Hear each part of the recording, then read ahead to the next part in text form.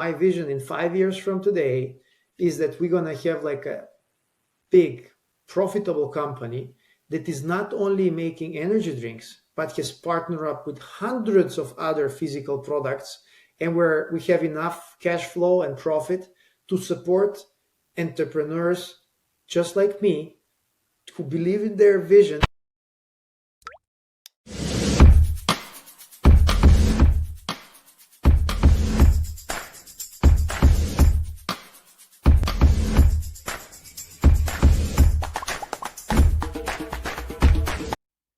Hey, everybody, welcome back to the Orange Pill Club podcast. Today I'm joined with Oliver Stamatosky, founder of Sovereign.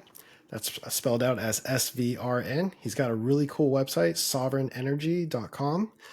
You'll have to check it out, hopefully at the end of this podcast. But Oliver, how are you doing today? Yeah, I'm doing great. I'm doing great. Every time we have the chance to talk to fellow Bitcoiners and spread the word and orange peel the world, I'm always in a great mood, man. So thank you very much for having our podcast. Sure. All right. I can tell this is already going to be a pretty fun conversation.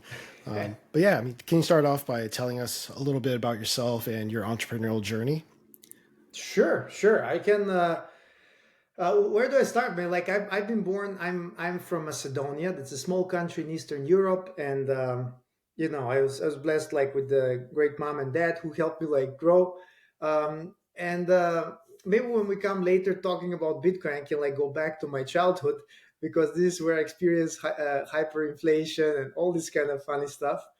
But like I've been basically, I believe I had like this entrepreneurial part in me and trying like to bring new things into the world. They're going to change the world for the better since forever. I started in the automotive world. I basically have a background in engineering and automotive and aerospace and turbine engines of airplanes. But I've been like always interested in somehow combining different technologies in improving the world moving forward. So although I had like I would say conventional fiat job, like starting as a vehicle test driver, which was great, and worked my way up the automotive ladder, I always tried to have like something in parallel that I would do change the world for the better. I had, for example, one machine that I invented 7 years ago. It's a machine that actually um, takes basically energy from waste energy from skyscrapers and creates electricity. So this is something that is I would say like quite different. I was not there, but this was in the time frame when I was like thinking, okay, how can we change the world and making it more green. So and like ever since I had like my standard fiat job, and I like started with that, and I figured out, okay, well, actually to start something like this and trying to like make machines for skyscrapers, this is a big invest. So how about I bootstrap something smaller first? They came up with this idea of an attention ball. So I realized that when I was like talking in some boardroom meetings, everyone would like talk and everyone was like busy, or they would like check their phones and not be fully concentrated. And one day I just brought a ball, and everyone was like, "Oh, what's happening with the ball?" And everyone was like, like when you see a dog in the ball, and everyone's like excited about the ball. So I basically made a ball and made a target on top of it. I called it the attention ball. So whoever has the ball has the full attention. And it's interesting how human psychology has not changed for 10,000 years before, because before I came up with this idea, actually tens of thousand years ago, people had a talking stick. They would sit around the fire, and probably the eldest person would like hold a talking stick in their hand, and they would tell stories. And I took this and spit it off in a different way by making it an attention ball. Cool. It's very obvious that you're, through and through an entrepreneur. You have a lot of great energy. So it's really cool to see how you jumped from, I guess, aerospace and the automobile industry into sort of, I guess, energy conservation. And then all of a sudden you kind of went into Bitcoin. I mean, Yeah. what sparked your interest into Bitcoin? I mean, it's very rare for me to meet people that are non-tech related getting into Bitcoin. So I just love to know more about that journey there. Well, I mean, you can have like the short summary or the longer one. Uh, Whichever one you're so, comfortable with. well, I think like the short one is, and eventually you get laser eyes and you're like, okay, I get it. We have to do everything we can. All of our financial and cognitive energy has to flow into Bitcoin. So this is the short version. The long version is took me 30 years to understand Bitcoin, even before Bitcoin was invented. So I think like the long story is I went like in my life to different stages where which I really believe helped me better understand Bitcoin. And as I started the discussion, I was born in Macedonia. It was a part of Yugoslavia, which was a which was a country which was more communist country, and at that point of time, it was interesting. I mean, it was like normal for me. I was like 8 or 9 years old. I would buy bread for 10,000 dinars, and what felt like just a few weeks later, I would buy the same bread with like 10 million dinars or something, where like the money amount, the zeros that you would see, increased rapidly, and I could not like understand what's happening. I was like, okay, we're getting richer, I guess, and we the numbers would change so rapidly that people would not even eventually start counting the how many zeros you have, but just differentiate the money by the color. Oh, you want the red one, or you want the green one, or the blue one? So now, retrospectively looking, going back and trying to understand what actually happened, is that we had hyperinflation. And so I basically lived through hyperinflation, where money was being devalued at an incredible pace. Like we when we talk about inflation in North America, or like the normal inflation is like, okay, 2%, 3%, 7%. It's just okay. Don't worry about it, which is actually quite bad if you look into the numbers. But just imagine 62% inflation per day. This is something that breaks your neck before you realize. And now, retrospectively, this was, I guess, like first contact with how money works, or how broken actually money is. And I remember, um, like at that point of time, because my family, of course, they're just smart people. They were like, okay, this inflation is killing us. We have to do something for it. We have to, run for the hills and try to like conserve our financial energy. So they would go and try to like convert it to German marks, because at that point of time it was like, oh, it's like this is stable, this is great. And I bet at that point of time German marks were also inflating, probably like at 7 or 10%, but this was the stable currency. So they're being smart, trying to go there and try to avoid hyperinflation, put all their money, all their savings into German marks. And another lesson that we have in Bitcoin: not your keys, not your coin. The bank sees the money, which was terrible, man. I was also still quite young at that time, but I remember this was a big deal, because it was like the family savings over generations. It was not just like something you can buy a bicycle, like a bicycle or a Coke, but it was really the family savings of my grandparents. So it was terrible. So this is another, I would say, like the journey towards Bitcoin is like from the 80s and 90s, from Yugoslavia and Macedonia, where I realized that, oh man, this is not good. Like if someone can like really control your financial direction, your financial energy, and you have no power over it. Um, so now fast forward, in the into the 2020s. I still have a wonderful wife. She's German. She's wonderful. She's the best, and she also has a great grandma. And grandma, you go to her house, man. You go around the house, and you're like, there's money everywhere. It's like under the couch. You open like this jar, and there is money. That's her way of like saving, right? So she puts money, and like the closer it is, like it's better for her. Of course, I'll not tell where my grandma, like her grandma, lives, but luckily she's not in the U.S. So the point was, grandma thinks that she's safe because she has like her money in the jar, but she does not realize that even in Germany, it's like holding water with your hands, like with your fingers spread. So she's losing financial energy on daily basis, and she doesn't realize. And these kind of stories like continue through my past, and eventually, I was looking for solutions, finding ways.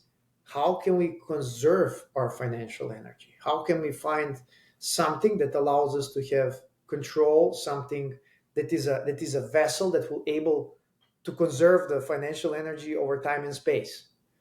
And this is where I encountered Bitcoin.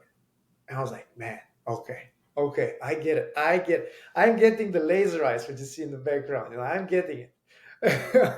And it took a while. I mean, it's like understanding Bitcoin. The first time you start understanding it, we're gonna come to the energy drink in a minute. There are two major hurdles, but eventually I did understood what's going on, and I still had my fiat job, and I tried to talk to everyone I could get my hands on, that they need to like they just need to have 1 year and be walking distance. I would start talking about Bitcoin.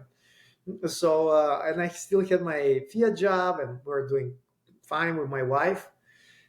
But eventually I was like, okay, this is great, and then we can live a good life, but it's it's kind of selfish because I'm taking care of myself. Yes, we're taking care of our families, but this is not enough. We have to expand. I By being able to see the light, by being able to understand Bitcoin, it's not enough just to be, at least for me, to be selfish and try to stack by yourself. The idea is, how can we change the world to make people, how can we expose people, how can we bring people and save them, bring them on the life raft? And this is how I came out with the energy drink. All right. I mean, before we even talk about Sovereign, we'll get to that really shortly. But you kind of told almost like a firsthand account of hyperinflation. In fact, I think you're the only person I know that I've ever talked to that has experienced that. I've actually tried to read biographies during the Weimar Republic, that was formerly Germany. They actually experienced like I think 2 or 3 cycles of hyperinflation where their Yeah, currency was just devalued overnight. And I've always been really curious about, what was life like that? Like, what was life like when that happened? And there's a lot of yeah, people who couldn't afford food, couldn't afford basic necessities. And there was a lot of people who speculated on other currencies at that mhm, time to see if they could preserve their buying power. And unfortunately, I do feel like here in America, we do take a huge privilege in having a bank account and being able to have yeah. like a stable US dollar. Well, that's debatable if it's still stable. But again, these are kind of the challenges. But thank you for sharing that story. I guess, I really want to jump into Sovereign because this is probably one of the coolest products I've come across. And to give some sort of like context here, I went to my first Bitcoin meetup this past Friday and I met Dave there. I believe he's one of your software engineers He's the and CTO of he's Sovereign. a Yeah, CTO. Oh my yeah. gosh. Yeah. So he was doing a demo of the Sovereign energy drink. And I'll have you explain that in just a moment. But he told me this story of like, yeah, I went to this Bitcoin conference, and some guy came up to me and pitched me this idea. And I was like, wow, this is one of the coolest entrepreneurial stories I've heard of. It's very hard as a founder to get someone to work on an idea, especially if you're just pitching them cold. So I guess, how did that conversation happen? How did you come up with this idea? Like, where did it start, the genesis? And of course, it will jump into Sovereign energy drink right after that. Yeah. Oh, yeah, man. So like, maybe I'll just like take a couple of steps back. Okay. Maybe just like to underline the point about hyperinflation, not your keys, not your coin, because like people might point out, yeah, but that will never happen in the U.S. And like, no, this, you're coming from Eastern Europe or whatever. Like, what kind of bank was that? So I have two stories for you. First story, how does life look like in hyperinflation? I was like 9 or 10 years old. I was relatively young at that point, so I don't know the exact details, but I know one point. I remember that when my parents would get their salaries, because basically you lose money as you walk out of the bank with your money, right? So you start losing money. So I remember that they would go in the darker part of town in the afternoon, where there would be basically people who would exchange your local money for German marks. So you would have to basically go kind of like half criminal exchange, because the exchange rate was like five times better than what the banks would give you. So this is how people were trying to like conserve energy, which to basically feel like a criminal. So this is something that feels terrible. Beside like your financial energy is drained out, then you also need to like kind of feel like criminal and try to find alternative ways to conserve your energy. So this is not good. And I hope that none of your listeners experience hyperinflation. It's not cool. No one's getting richer. But the second story, to drive it home, why everyone's like, yeah, but this happened like 30 years ago. It will never happen here. You were fine. So I spent the last 20 years in Germany. I would say not only in Germany, probably in Europe, one of the biggest banks in Germany is Deutsche Bank. So there's the German National Bank. It's huge. It's huge, and it's world renowned. And my mom, who I promise you, my friend, she's not criminal. Okay, she's a wonderful lady. She makes her paintings. She's retired. She put her life savings into Deutsche Bank in Germany, and she lives in Macedonia. And Deutsche Bank, it was last year. It was last year. They sent her a letter and said, you better pick up your money, or we're gonna seize all of your money in like 3 weeks. German. I still have the letter here. German bank. It's the biggest, one of the biggest banks in Europe, one of the biggest banks in the world last year in Germany. So I'm not talking about any kind of third world country. It's so we basically were like rushing to get somehow save her financial energy and to put it in different places. This is what, like, oh man, this is there. We have to do something about this. And it's not enough about me, like hodling Bitcoin for myself and trying to like put a little bit of exposure at my friends and family. No, no, we have to help millions of people. And this is happening last year, and I was still in my job, and I was okay. How can, like, we have to do this? And I'm like thinking of different ways, and my wife is with me here in the US. We moved to the US last year as well. So I'm like, all right, I don't know. Bitcoin is the life raft. We have to help people. And but I cannot, like, I'm trying to like to figure stuff out after work. I had a big job. I was a vice president for a steering wheel company. It was a $1.6 billion business. It's not that I had so much free time. So she was like, okay. I'm like, we have to help. I said, okay, you get like 3 to 6 months. Try it out.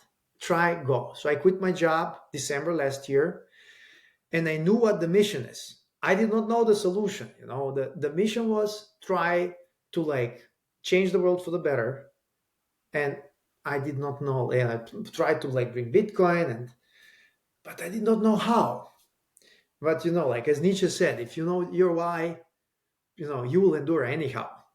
So I knew that I wanted to change the world for the better, and this is why I started like looking for different opportunities, if it's Bitcoin mining or Bitcoin fund or like some kind of software.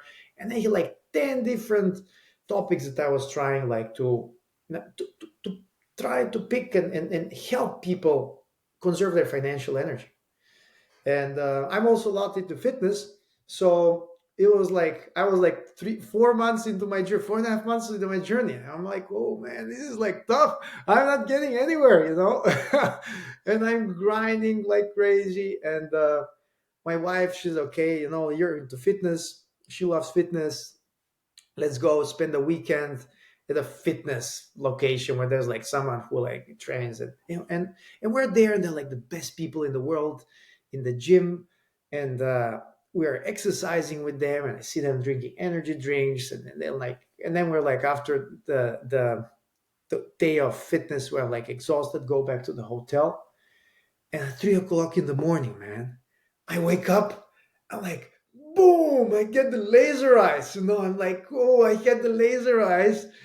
And my wife is, oh, are you okay? Is everything fine? I'm like, yeah, I think I have like this. I have an epiphany. I have, just go back to sleep and I'll do it. So I woke up and started working like in the middle of the night till the morning. I had the first draft of the energy drink that basically combines a premium energy drink with the QR code to onboard people onto Bitcoin. And this is where the idea basically initiated. And this was April this year. And I was like, oh, yes, now I need to like find people. This is the great idea. We're gonna laser focus on this. Now I need to find a developer because I know how to program, but I'm not an expert, but I understand enough to be dangerous. But I'm not a programmer, so I need to find someone who will like program and find a couple of maybe someone who like support with investment. And I I'm like 4.5 months into my journey, and I'm like, okay, put like a little bit of the money together and bought a whale pass for the Bitcoin conference, which was a ton of money, man. It was like $7,000. And what does the whale pass get you? It gets you like first row seats to all the presentations, and you can like see everyone closer because there are like 30 presentations that go over 4 days, and you get like a little food and like drinks and everything. Man, I saw like out of the 36, I saw like two presentations. So Michael Saylor and uh, the Kennedy. I did not see any of the presentations. I maybe like sniffed one or twice at the food. I spent all 4 days walking and talking to everyone I could like touch and see and reach and trying to promote my idea. So I spent like 20,000 steps per day. And many people like, that's yeah, that's great, that's just okay. Oh, this is interesting. Oh, yeah, that's great, perfect. Okay, we need to go to the next presentation. And after like you've told the story like 100 times, eventually you know what you're talking about. You find the right words, and you find the right people. So this is where I actually met Dave. I pitched this idea, and Dave was like, oh, I like it. Okay, like Dave, you met Dave.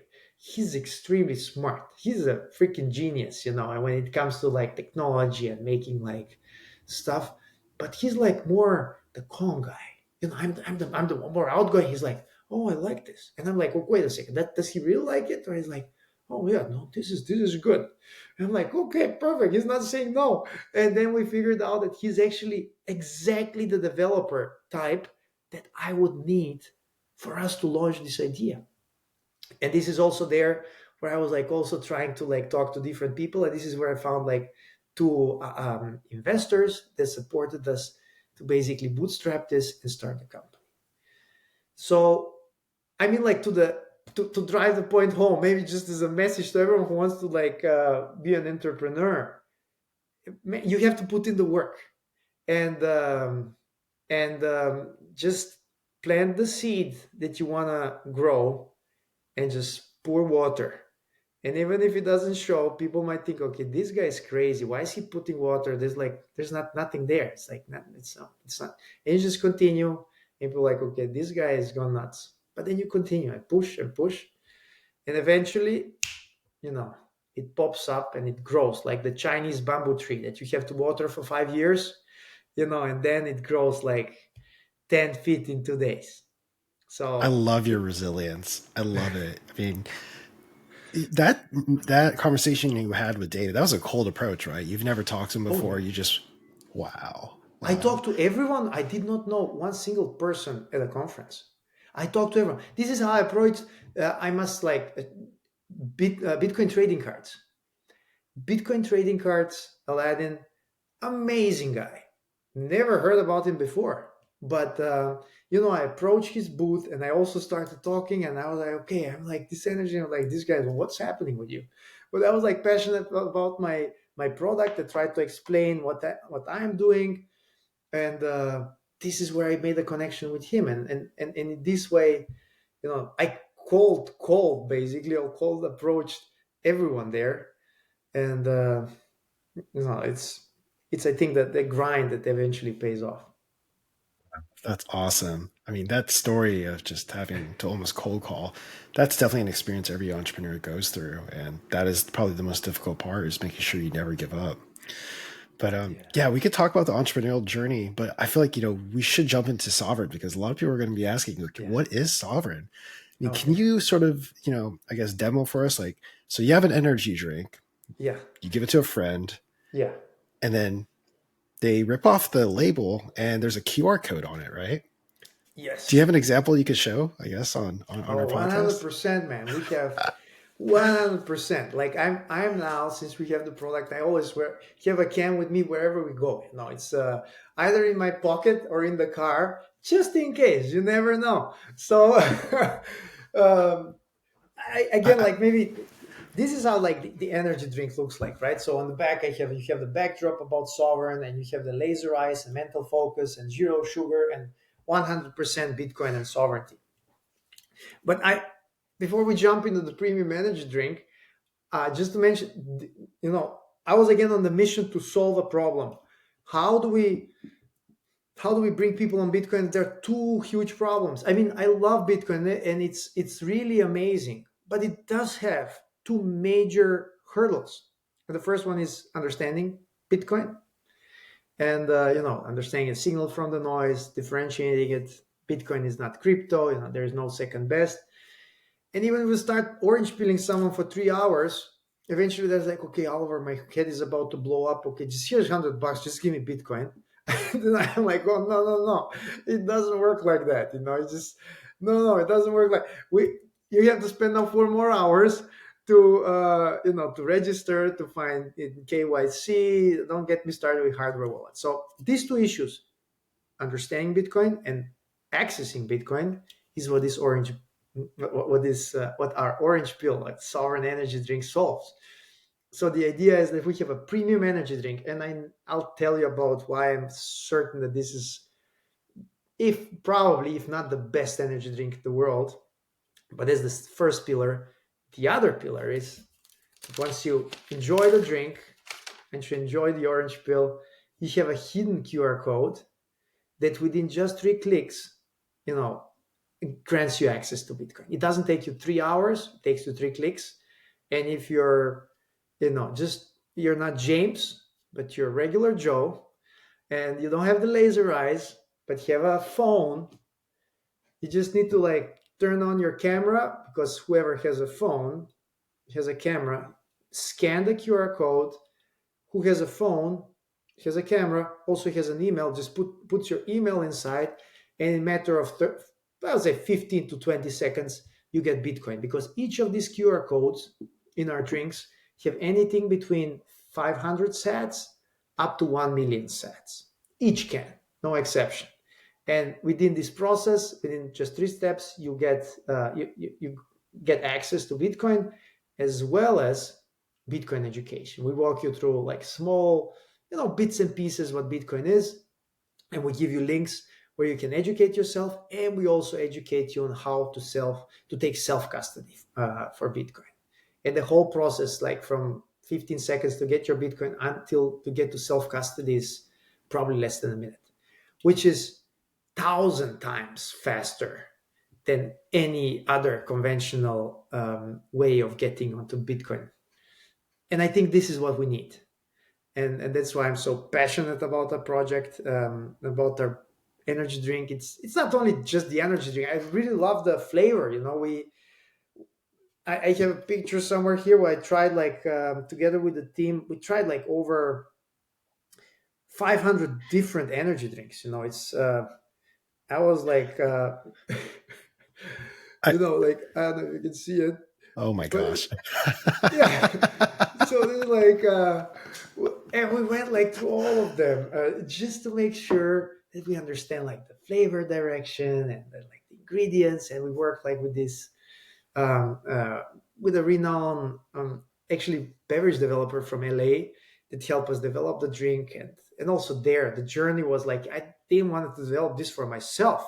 It's not enough if it tastes great for me. It was supposed to taste for everyone else. So that's why during the development process, during the iteration route for the flavors, we took like samples. He went to Santa Monica Pier and gave it out to like hundreds of people and just asked for feedback. Hey, hello, just like the cold calling in the Bitcoin conference. I was like cold stopping people at the Santa Monica Pier and saying, sorry, we have like this energy drink. Would you mind helping us out, just rating our flavor?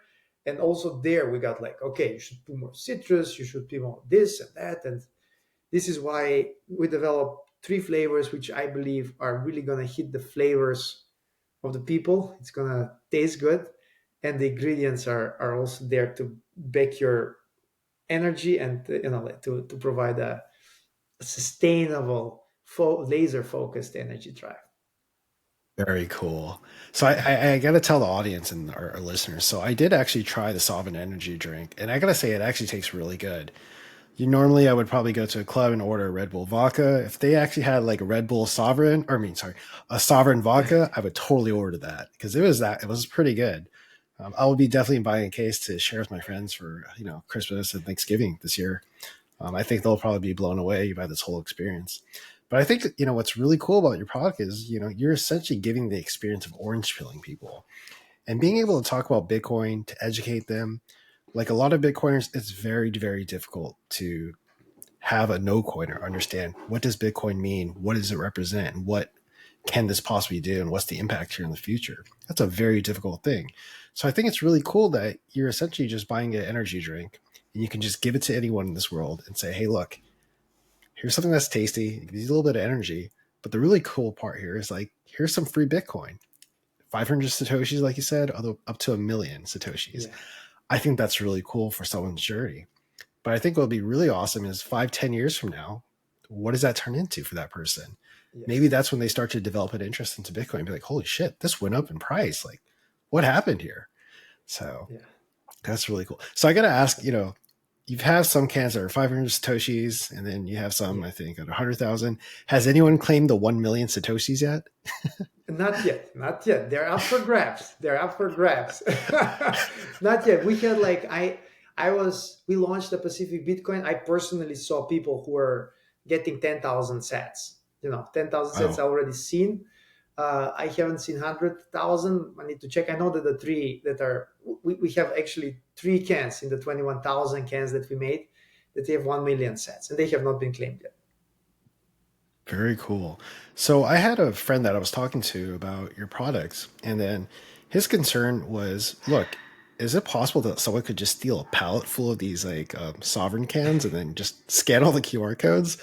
Like, I guess that was a concern he brought up. I was like, oh, that's actually a good question. I actually wanted to ask Oliver or you about this. Like, is that a concern that you have that someone might just steal all these cans and prevent other people from orange pilling other people? Like, is there some sort of mechanism to prevent that? well, to be honest, like if I think this will be not good for our company. It's going to be a strong hit. So I hope no one is going to really try to break into the facility where we're officially working with a warehouse that is helping us with distribution and sending these cans out. They're well protected. I think the cool part about our drink is that you have to know what's happening, inside Sure. of the can. So it's somehow like hidden in plain sight. So that's why I'm like, it's more for people who are like, oh, okay, I understand. It's you're not just buying the energy, you're buying the technology that's behind it. So you need to be like in the know. But when it comes to like, we definitely have the risk of people just like peeling them off. But I really put like lots of thought into it. How can we prevent this? But at the end of the day, you also cannot prevent people just opening an energy drink, drinking it, and putting it back, right? So this can happen with any product. Very true. So just like enjoying it. So I just hope that this is going to either not happen or be positive marketing for us. You know? Oh, I just think like it'd be positive marketing actually, because you would be literally the most desirable beverage on the market because everyone would want a oh, piece of it. that's the story. I'm like, and this is the I'm trying, like, of course, to bring like more people that are not into Bitcoin onto this. They're like, oh, okay, well, you have like, okay, maybe the lowest price is whatever 500 sats, and this is in today's Bitcoin valuation like 17, 18 cents. And like, okay, that's not bad. I'm like, okay, guys, wait a second. Wait a second. This is where Bitcoin is now at 35,000, right? What happens when Bitcoin hits 1,000, 100,000, 200, 300,000?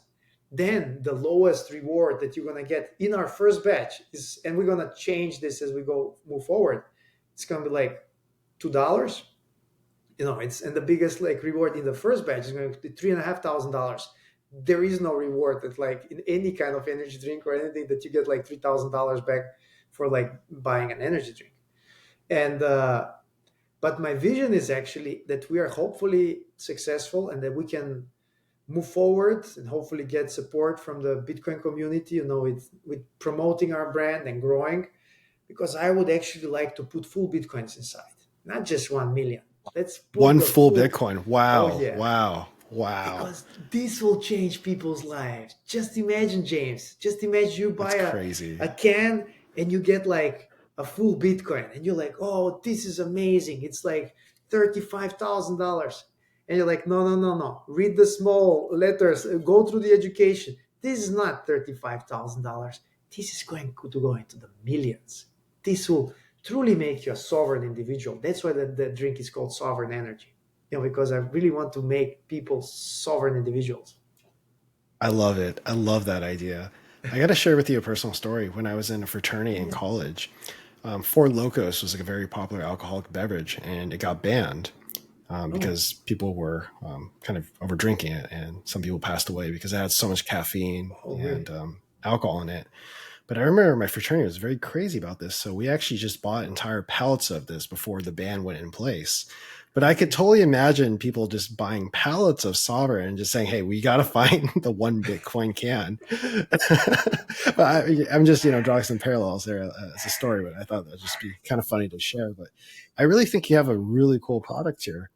And I guess, what's sort of the next steps for Sovereign Energy? Are you guys going to be creating a new product? Are you guys just going to be focusing on marketing next year? What does that sort of look like as, you, the founder of this organization? Thank you. Thank you, James. So, like, the first step, is like, when starting with any kind of product, is to see if you have a product market fit.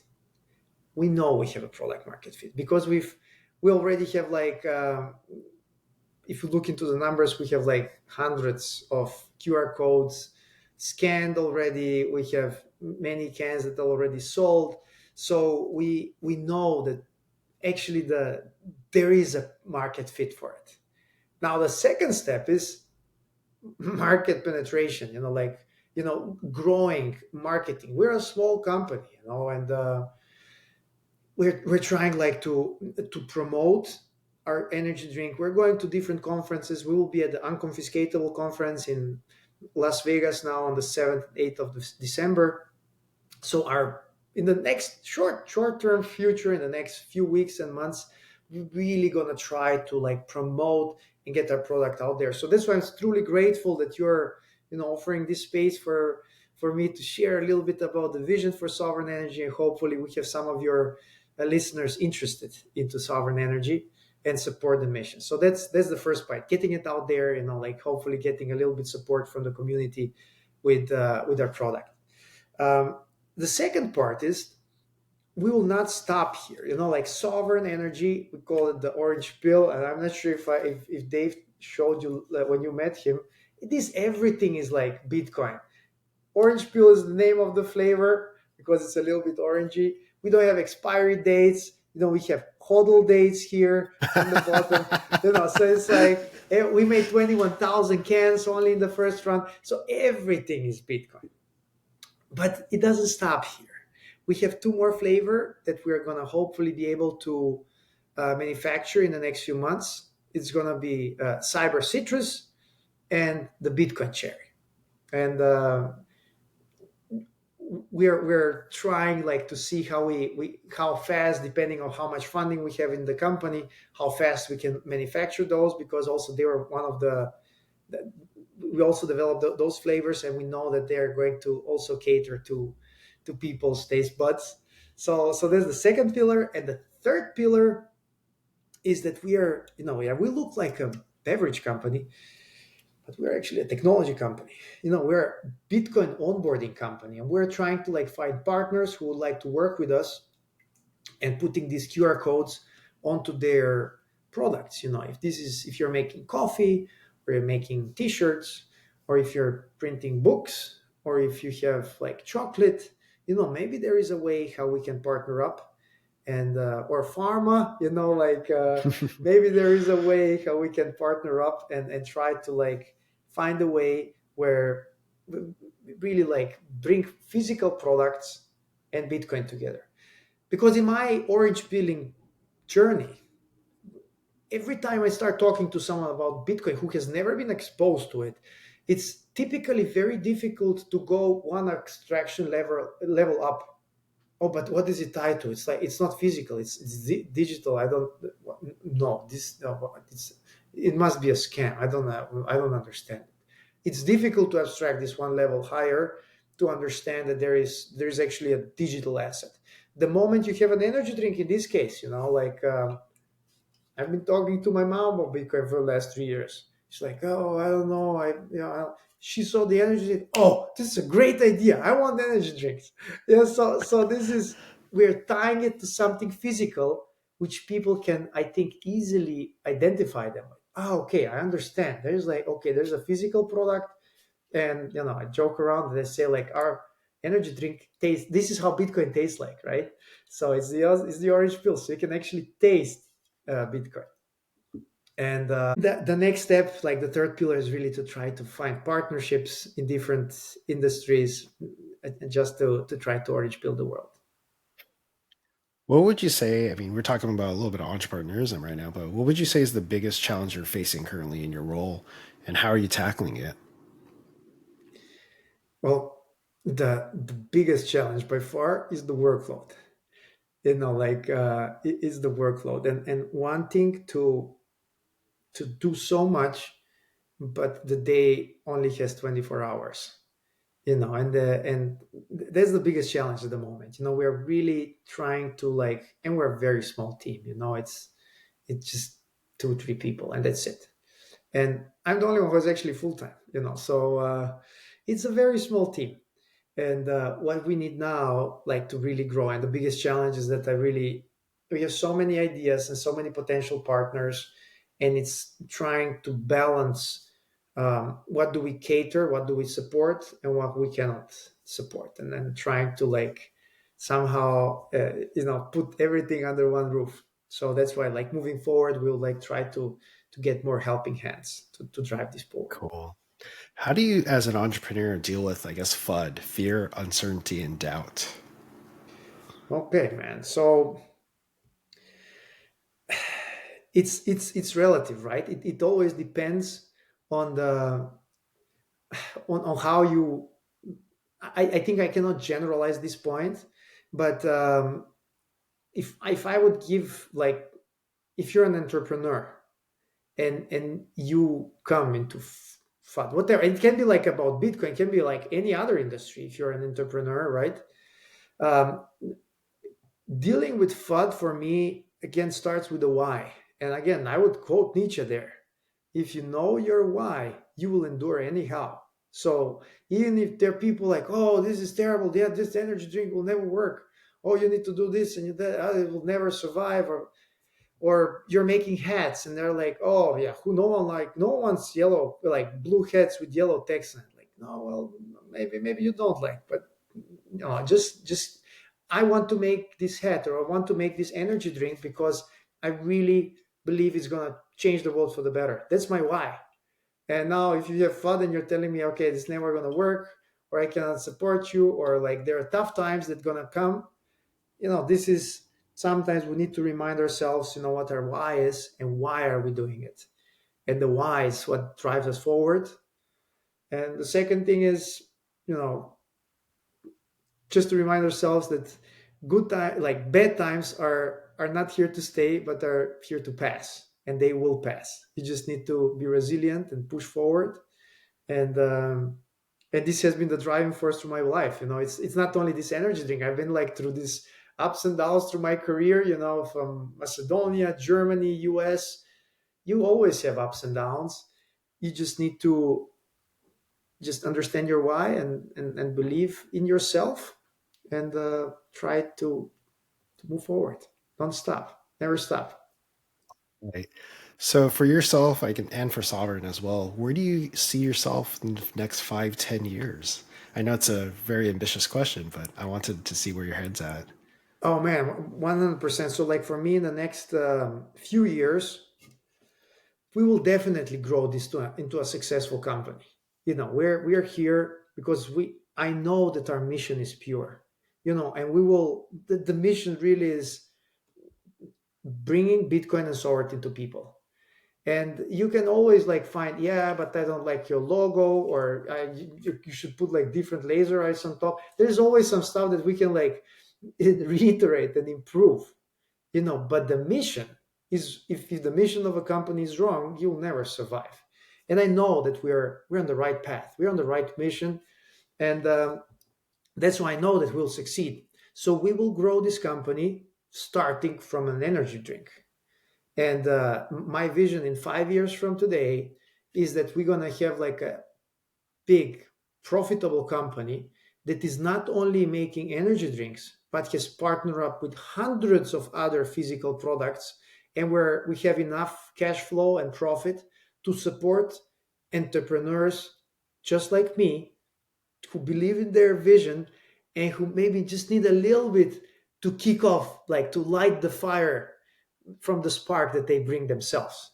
So I just hope, again, like my idea is 5 to 10 years from now, huge global company that not only makes energy drinks. This is just one of the 100 other different products where we're orange peeling the world, making Bitcoin easily accessible to people, and being able to help people out who really have a spark and want to make a change in the world. Very cool. I'll actually be, I think we talked offline about this, but I'll be buying some of these Sovereign energy drinks. I do regularly talk with a lot of different healthcare providers, doctors, pharmacists about the merits of Bitcoin, while also talking about Howdy. And it'll be really interesting to see the reaction of what I'd call no coiners getting orange pilled for the first time, just giving them a little bit of nominal amount of Bitcoin. So again, I really love your products. I kind of So ask you a question. So this kind of ties into what I'll be doing is educating other people. But do you have any specific success stories right now with Sovereign where you've, possibly give this to a no coiner and yeah. said, "Hey, check this out," and what was their reaction like? I'm curious. So there, I must say, I have like we moved to the US like 2 years ago, and we go to a CrossFit gym, and we've met wonderful people there. None of them know anything about Bitcoin. So I've been talking to them for the past year, and for the last 4 months or 5 months, I told them that I'm like, we're making like this energy drink, and it's gonna be amazing. And they were totally excited about the energy drink. And I always talk that the mission is to bring Bitcoin with it. And actually, they helped me with flavoring and testing and whatnot. And every time we meet, I would like, yeah, it's an energy drink plus the Bitcoin. And they're like, yeah, it's the Bitcoin, yeah. So what stayed with them is that they have an energy drink. So now that we basically launched the product, I brought a couple of cans to them, and I showed them that they tried it and they enjoyed the energy drink. But then after enjoying it, they peeled it off, and 10 of our friends, who like scanned the QR code and got exposed to Bitcoin for the first time, they're like, now, oh, wait a second. Now I got 500 sets. Oh, I got 1,000 sets. Oh, look at how fast it works. And all of a sudden, you see like this from someone who had like, I've been talking for months about Bitcoin. No one would listen. Now they have like an energy drink that they enjoy. They start scanning the code, and all of a sudden they're excited about the sets that they're having, and they see that their sets perform differently. I think we it was great that actually Bitcoin the last few weeks was performing quite well. So they're like observing that also, although they got like few cents, they're like, oh yeah, first time I got 16 cents. Now I have like 19 cents. I'm like, no, no, no, it's the same amount. Sorry, not cents. It's the same amount you got, but actually Bitcoin went up. Oh yeah, so they're like getting it now slowly. I'm like, yeah, so great. And now every time I bring, it was like everyone is fighting who's gonna scan it first and get the Bitcoin. So this is something that really excites me. We have tremendous support from the Bitcoin community. Everyone who is from Bitcoin understands the mission we're on, loves it. Uh, but the no coiners, basically, just the people who are not into Bitcoin. This is something that really gets me every time. Like, oh no, yeah, I scan it. Look, it's boom, and it's like, yeah, you can read like in the wallet, and it shines, and it takes like 10 seconds. You don't hear anything about like the perception more like into the crypto community, like with oh Bitcoin is slow or like no, no. You see, like we use the Lightning Network, it's lightning fast. It's very So quick. that's That's awesome. So, how do you envision the impact of Bitcoin on society, economics, and finance? And what continues to motivate you to be part of this significant shift? oh man, like it's a big question, man. It is. Yeah, it's a big question. I really like my hopes is that we're gonna first of all let's start maybe like start why I think it's gonna happen like in the next few months to a year. I think there are like three topics that for me are very extremely positive that will happen for Bitcoin, and two of them are very obvious, and maybe the third one I'm not sure. But the first one is the ETFs. Everyone's talking about the ETFs, and I think the ETFs themselves are going to have like a big impact on how Bitcoin is going to be perceived. We already have some people that are jumping now. Oh yeah, if the ETF comes in, then maybe I can sell at higher price and whatnot. The traders. Then you have like when the BTFs is approved, everyone's going to jump on there. So we're going to have a second wave that's going to hit, and we're going to have a third wave into Bitcoin when actually the actual money from the ETF is going to start flowing into Bitcoin. So and this is only the ETF. The second part is of course the halving. It's going to change the demand and like how much Bitcoin is being mined. So I think this is going to drive the price up. And the moment people start like looking, oh, this goes up, everyone's going to jump on it. So it's going to be everywhere. But the third part, which I'm not sure if it's so clear for everyone, I really think like that the fair value accounting is going to play a big role into companies, where companies are going to be able from starting 2024 to be able to keep Bitcoin on their accounts and really account it at its fair value. Not at the lowest price that you've held it to. So I'm not sure if how your maybe some of your viewers are new to like fair value accounting, but basically Bitcoin currently, if you have a company, if you bought Bitcoin at $60,000 and you still hold it, and it in the meantime it went like to 15,000, and you bought like 10 Bitcoins.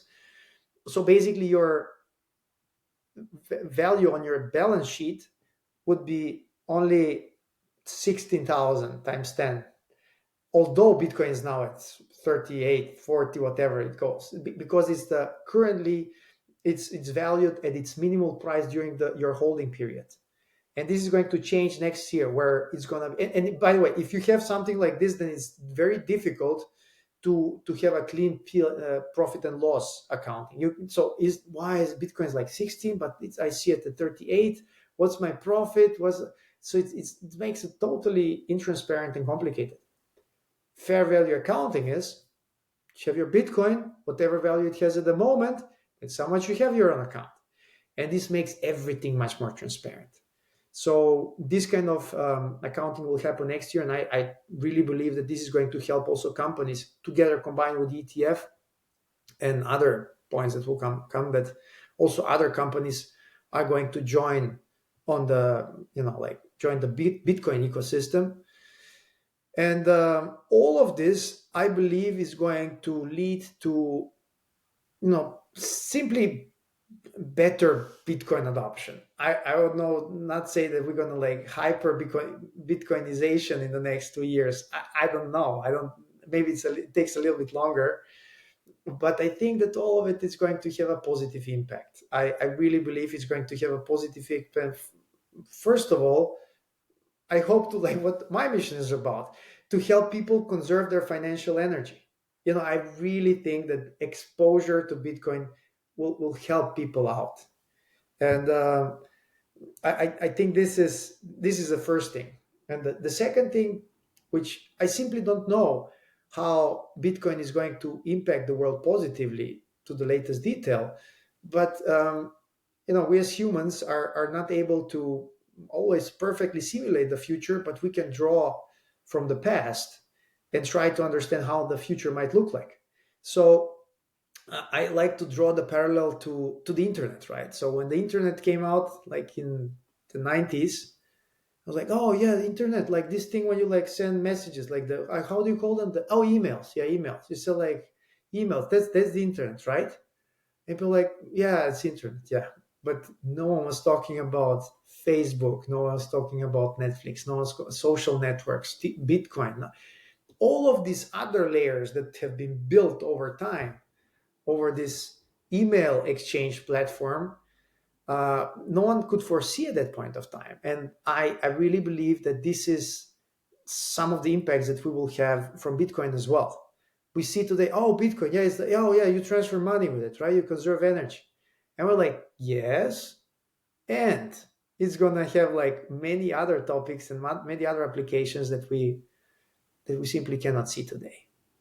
And I don't know. I think it's too much maybe to say like to wildly guess, but I think it will have a positive impact on AI as well, on artificial intelligence, simply because it's really the most conservative way to you cannot manipulate it.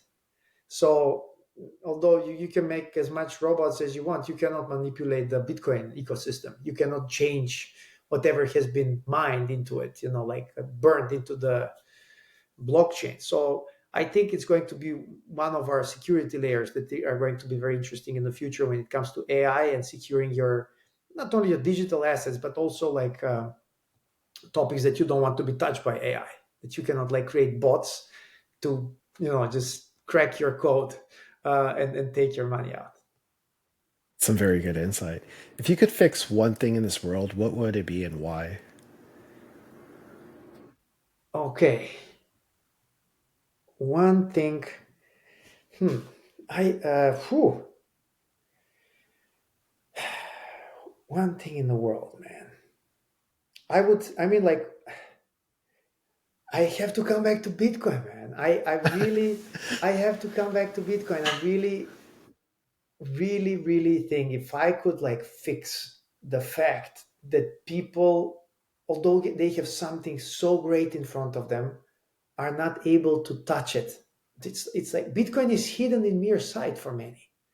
If we can fix that, like such greatness is available to everyone, it can help everyone, like from conserving their financial energy all the way into moving into philosophy and somehow dematerializing wars and taking away from aggressivity and like and being pacifying the world basically a little bit more. I really think that Bitcoin is a force for good, and if I could change something, I would somehow try to change exposure to Bitcoin and get people laser eyes, trying to see the signal through the noise. Very good. Are there any specific projects, innovations, or companies that currently excite you at this moment?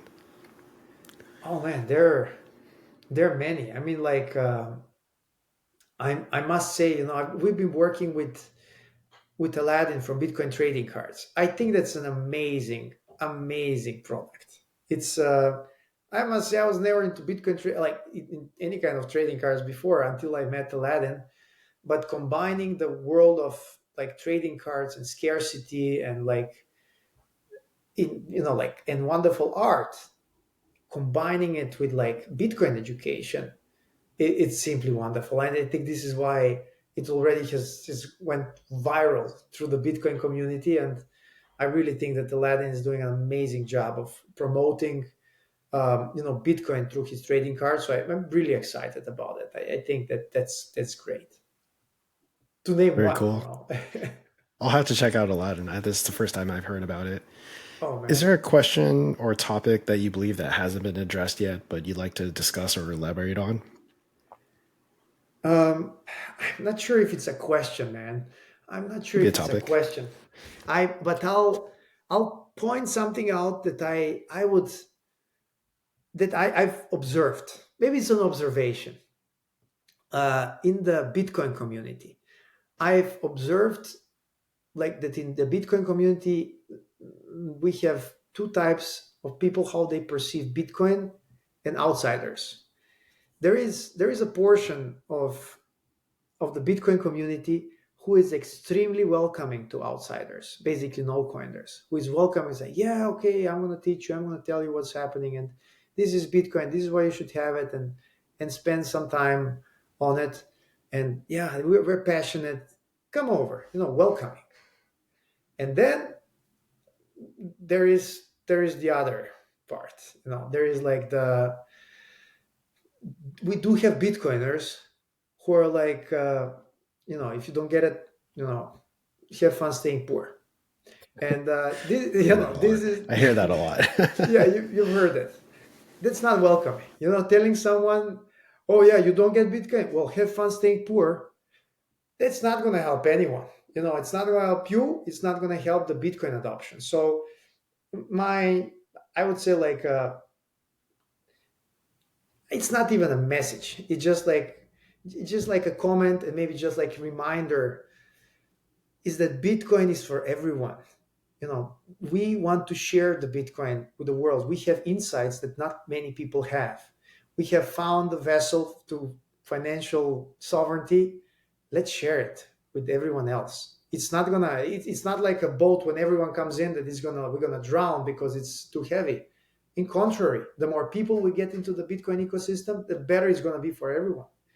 And that's why I would just maybe appeal to the to the world, and to the maybe the portion of the Bitcoiners that are not so welcoming, just to be a little bit maybe more considerate for those people that don't get Bitcoin the first time because they have not spent thousands of hours in understanding what's going on.